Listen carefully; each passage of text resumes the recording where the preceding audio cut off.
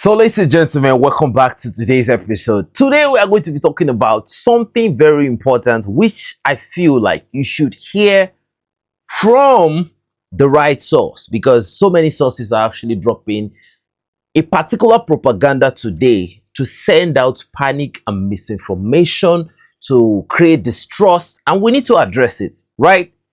We are the secret agents. So, guys, let's address. But before we address, let's talk about the situation in Burkina Faso. Captain Ibrahim Traoré actually pronounced 2 decrees this week, and one has already been passed into law. That is, no more homosexual, no more GMO. They're like, Burkina Faso just keep ticking every box that a true patriot and a true Pan-Africanist would actually want for his people. I mean, look, at this point, Captain Ibrahim Traoré is no longer representing Burkina Faso. This man, this honorable man, is actually representing the whole of Africa altogether. Ladies and gentlemen, excuse my smile. I'm just so excited when I'm talking about him, because he actually represents everything you want in a president, in a leader. Ladies and gentlemen, Captain Ibrahim Traoré was chosen by the people, not by a system. He was chosen by the people. So he carries the true will of the African people. So, ladies and gentlemen, let's move further. There is actually a particular bill that is in motion already. According to the president, to the minister of the AES, Nathalie Yam, Captain Ibrahim Traoré is about to pass a new law. It's already in the parliament, right? They're deliberating on it, and they will now promulgate it. Yeah, that was the adjective used, to Captain Ibrahim Traoré to give the final verdict. What is this thing going to be about? That any Burkinabe, I am a Burkinabe, I don't know if you are a Burkinabe, proclaim the good, right? Any Burkinabe that connive or collaborate with another Burkinabe, or a foreigner within Burkina Faso, or a foreigner outside Burkina Faso, to create a sort of detrimental, action or whatever against the interests of the state of Burkina Faso, we lose his or her citizenship, and I think we even attract further penalty. Ladies and gentlemen, here's the news here, according to Nathalie Yam. Now, I love this because it will save us from espionage. And, I feel like, in my own opinion, it will help the Burkinabe people, because we have good Burkinabe people, and definitely we have bad Burkinabe people. We don't only have bad Burkinabe people, we have critically bad Burkinabe people. Some times ago, I actually saw a video online where I saw some people protesting, they were protesting. But later on, we heard that those people were actually paid to protest in Burkina Faso, right? That particular region is closer to the Dedugu region. Let me know, they were actually paid, right? We have a misinformation that is actually going viral. RFI has touched on it. France 24 have talked about it. A lot of Western propagandas and Western citizens that have no business in anything that concerns Africa has been propagating this information. Ladies and gentlemen, before we discover and uncover the fault of the people involved in this propaganda, I want you guys to watch this video with me.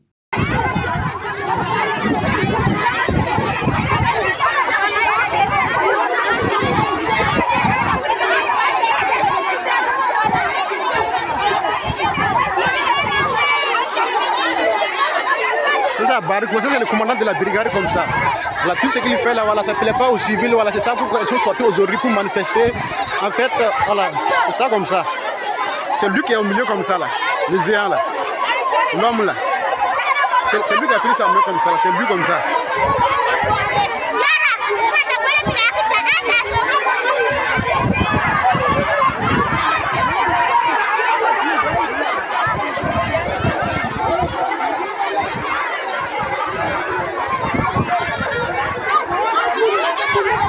Hey, akana segi, ata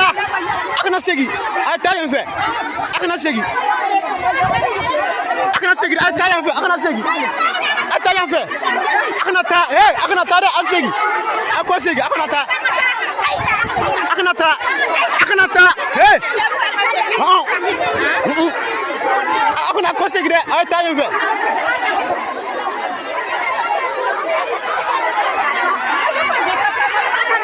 Voilà, aujourd'hui c'est mardi, le 2 septembre 2025. L'armée tire sur les. Voilà, ils font peur aux femmes. Voilà, elles sont pour manifester. Depuis il y a 2 semaines de cela, les villages déménagent. Voilà, les femmes sont sorties pour manifester, disant qu'elles ne sont pas fières de ce que l'armée fait aujourd'hui. Voilà, ça, elles sont sorties aujourd'hui. C'est ça, voilà, ça l'armée est en train de tirer, voilà, pour les faire peur. Voilà. Aujourd'hui c'est à Barani comme ça. Barani, dans la boucle de Mouhoun, province de Kossi, commune de Barani. Barani ville même comme ça. Aujourd'hui c'est Barani ville même comme ça. Voilà, c'est Barani ville même comme ça.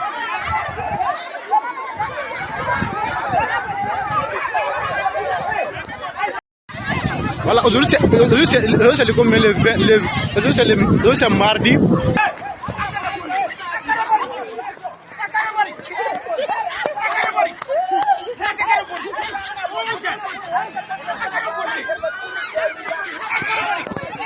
Voilà, ça c'est à Barani. Ça c'est à Barani, voilà. L'armée tire les fusils sur les civils. Ça c'est à Barani comme ça. Les femmes sont venus manifester, ils ont refusé. Ils tirent les gars lacrymogènes. Vous voyez les fumées là? Vous voyez les fumées là, non? Ça c'est à Barani quoi. Ça c'est à Barani, aujourd'hui même. Aujourd'hui c'est mardi, le 2 septembre 2025. L'armée tire des gars lacrymogènes sur les civils. Ils ont sorti pour manifester et puis ils ont refusé. Ils tirent les gars lacrymogènes sur les civils aujourd'hui même, à Barani. C'est à Barani, aujourd'hui c'est à Barani comme ça. Vous voyez ce qu'il y a? Vous voyez ce qu'il y a? Hey, Johnny! Akana boli! Asigi! Ayo kwa sigi! Hey! Anda fake! Ayo kwa sigi! Akana ta! Hey! Ayo kwa sigi! Ça c'est à Barani aujourd'hui même, aujourd'hui. Mardi. So, according to the information we have, remember, we've been talking about the fact that the Burkinabe armed forces have been putting a lot of pressure on the terrorist elements along the outskirts of Djibo, pushing to Barabule. Now, if they push the people in Barabule, look at the map. This is Barabule, and you can see the border between Mali and Barabule.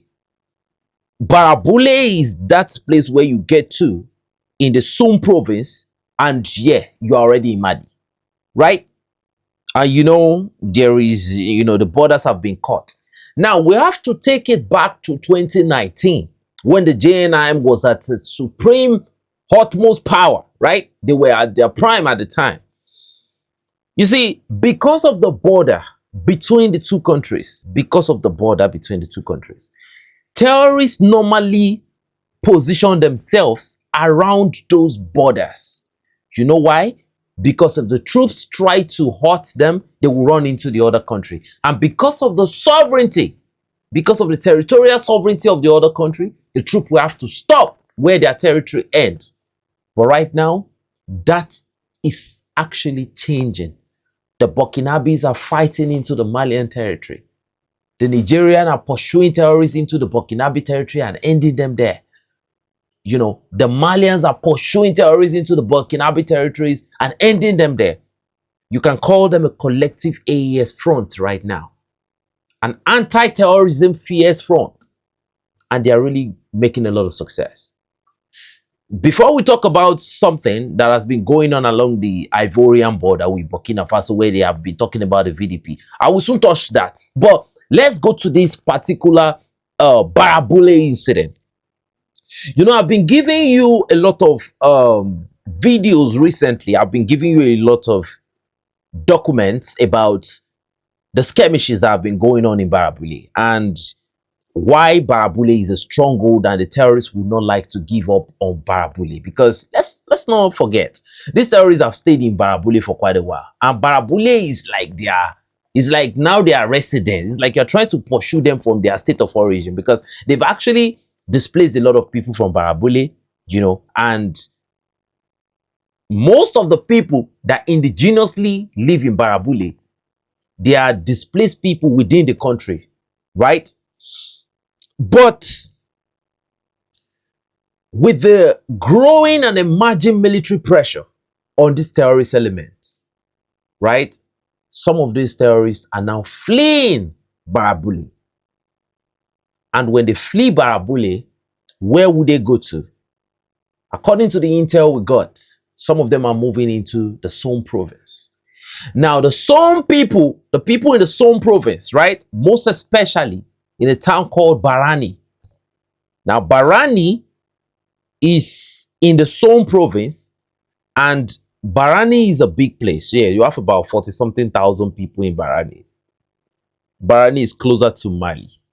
Now, one thing you should know about these border regions is this is where you have terrorists. This is where you have them. If you look at the border between Niger Republic, Chad, Nigeria, there is a part called Lake Chad. These three countries you will have terrorists there because it is a strategic place that gives the terrorists an advantage based on the western borders that have been drawn by the colonialists. But let's move further. And that's why we need one Africa to be able to fight this terrorism as a united front. Then we'll be able to have more success. So the citizens have been seeing, the clash going on between the troops and some of these terrorists, and the troops have been coming out on top. Thank God for that. But its citizens are getting scared. Barani is an agricultural hub. Yeah, the people in Barani, majorly what they do is agriculture. But Barani is like, this particular location in Barani where there was a protest that broke out today. And the protest is just to tell the government that, look, terrorists are beginning to disturb us. Not like terrorists are disturbing them every day. They are beginning to disturb them. Look, the government you have in Burkina Faso is beyond democracy. It's even greater than democracy, in my own opinion. It is the level of the freedom of speech. So people actually came out to protest, like, look, we want more troops here. You want more troops? The question is, did you even have troops at all under the democratic regime? But because things are getting better now, everybody wants the best. But Burkina Faso is big, no matter how small the territory is. Burkina Faso is big. A country that has less than 40% of its territory as its own during the democratic regime, now having 80-something% of its territory belonging to it back. They've actually fought a brutal war against the terrorists. And they've actually done good so far, so good. But now, good time creates weak people. And I'm beginning to see, instead of these people to come together to know that, okay, we are at war with imperial powers, I think some people are feeling too comfortable at this point. Now, I'm not going to say they are not supposed to protest. They protested. But the protest went from an ideal protest. It became a propaganda. From the video you watched, they actually came out, they were moving. Yeah, they wanted to go and meet some of the troops that they have around. Like, everywhere you get to Burkina Faso now, that is under Burkina B control, you have boots on the ground, right? So they went to meet the soldiers, right? They protested. They let the soldiers know that, look, we want the captain to know that we need more people here. We need more soldiers. We want to go to our farms without having to look at the back of our head. Those type of stuff. Then, according to the information where the protest went from being a peaceful protest to a violent protest. I don't know what happened. Right? You know, even in my country, you cannot even have a protest. In Kenya, we know what the protest ends like. People getting unalive here and there. But in Burkina Faso, you have people protesting even with, with clubs and everything in their hands. And it was peaceful, right? And one very, very mysterious thing I saw about this protest is that you have more women. You have a lot of women in this protest. In fact, 98% to 99% was about women and children. No, a real protest. Look at the picture of a real protest there. You have men and women. If it touch everybody, you will see men in the protest. In fact, you have to see men. A real protest, you just have only women. I feel something is wrong about that protest. I don't know what, but something is definitely fishy about that protest. Now, moving forward. So, for the troops to disperse the crowd that were already turning a peaceful protest into something else, they had to shoot a tear gas. Every one of us here know that when a protest go from being peaceful to being violent, what the troops normally do, the cops normally do, is to fire a tear gas, right? And you can see children and some women actually ran away from the tear gas smoke. But what you have is a cameraman that had one intention of framing up the government. So what this guy did, I want us to be looking at this video as I'm speaking. He actually pictured what he did was to picture, he pictured the tear gas at the beginning of the video. Then he turned the camera face down. Then he brings it up occasionally. Then if you look at a certain point, he turned the camera back. Look, he didn't want you to know that it was actually a tear gas, right? And I'm going to tell you what he said. You can see the white smoke there. That's a tear gas. He put the camera, he inverted the camera, making sure he was only showing pure grass, and he was, making sure the audio of the noise, and he was the one that was shouting the most.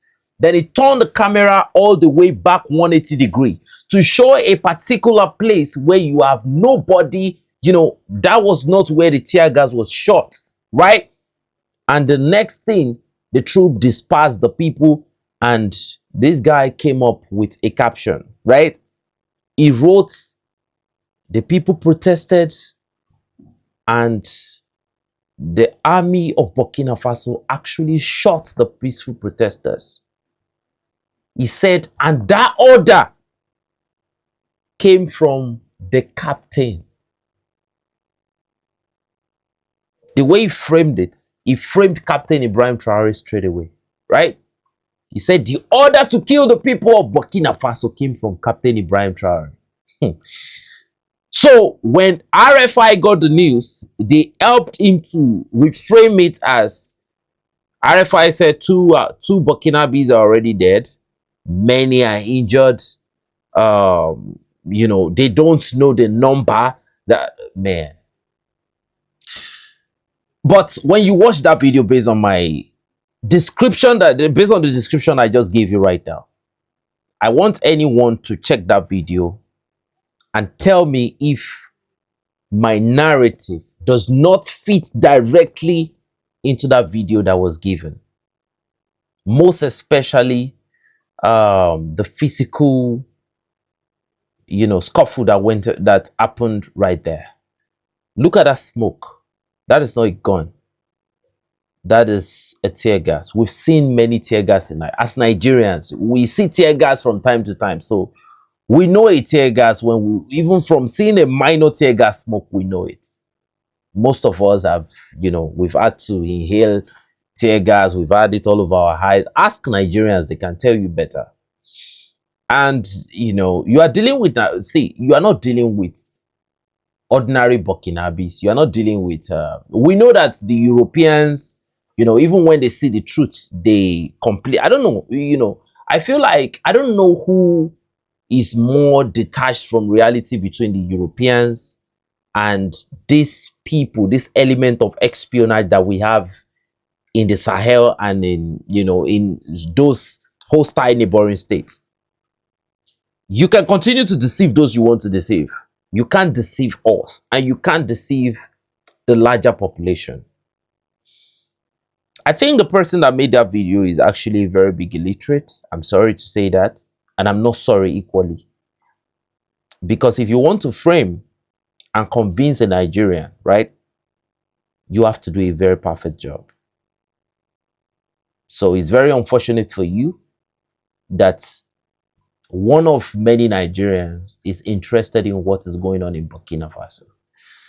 So ladies and gentlemen, I want you to look at that video critically and tell me if what I just told you is different.